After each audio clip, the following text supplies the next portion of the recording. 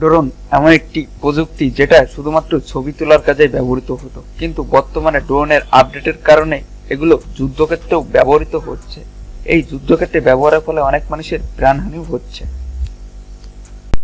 আজ আমরা এই ভিডিওতে ড্রোনের কয়েকটি গুণাবলী সম্পর্কে জানব। তাহলে শুরু করা যাক।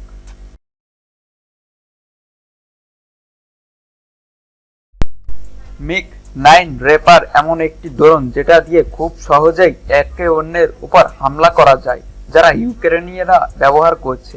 এটি 66 ফুট উপর এবং 50,000 ফিট উপর দিয়ে চলাফেরা করতে পারে এবং এতে খুবই অত্যাধুনিক প্রযুক্তির মিসাইল ব্যবহার করা হয়ে থাকে, যে মিসাইলের কারণে শত্রু ট্যাঙ্ক থেকে অন্যান্য স্থলযান সবকিছুই সঠিক বা টার্গেট মতো আক্রমণ করা সম্ভব। এতে 6 থেকে 7টি মিসাইল একবারেই বহন করতে পারে।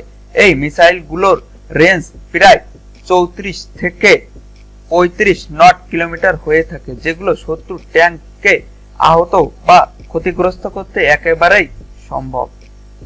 ড্রোনের সৃষ্টি হয়েছিল ছবি তোলার কাজে বা অন্যের উপর নজর রাখার জন্য, কিন্তু বর্তমানে অত্যাধুনিক প্রযুক্তির কারণে এগুলো দিয়ে অন্যের উপর আক্রমণ করা হয় এবং ড্রোন দিয়ে আক্রমণ করলে শত্রুর অবস্থান যতই গভীরে হোক না কেন, সে খুব সহজে তাকে টার্গেট করে সেখানে আক্রমণ করতে সক্ষম। MiG-9 রেপার হচ্ছে এমন একটি ড্রোন যেটা খুব সহজে শত্রুর ঘাঁটি গুড়িয়ে দিতে একমাত্র এটাই সক্ষম।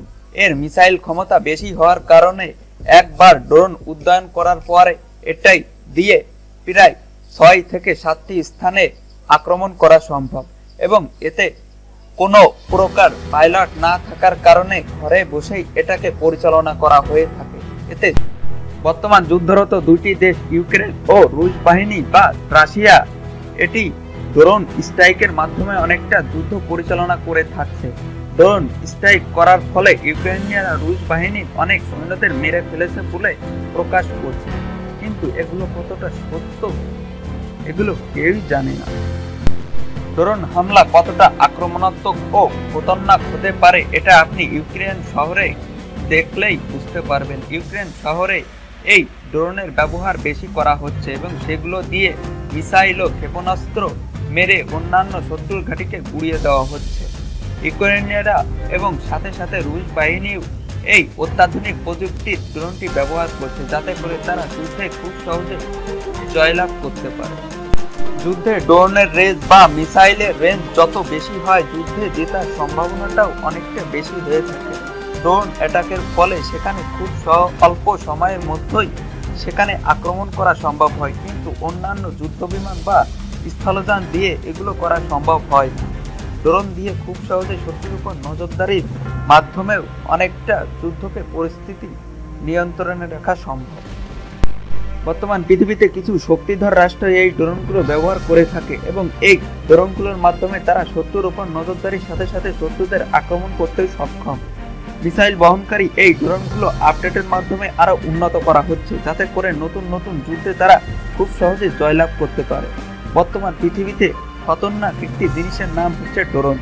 এই ড্রোন দিয়ে শত্রুকে আক্রমণ করার পাশাপাশি শত্রু কি করছে এটাও খুব অল্প সময়ের মধ্যেই তারা জানতে পারে।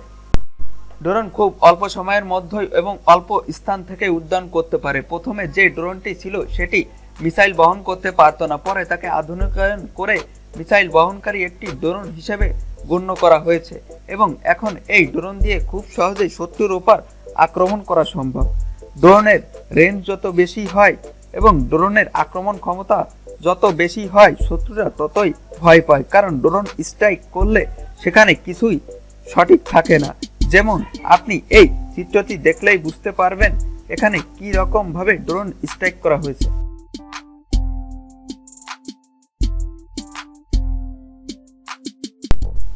এরকমই আরো নতুন নতুন ভিডিও দেখতে আমাদের চ্যানেলটি সাবস্ক্রাইব করুন এবং নতুন নতুন ভিডিও দেখার পাশাপাশি আমাদের চ্যানেলটি লাইক করে পাশেই থাকুন।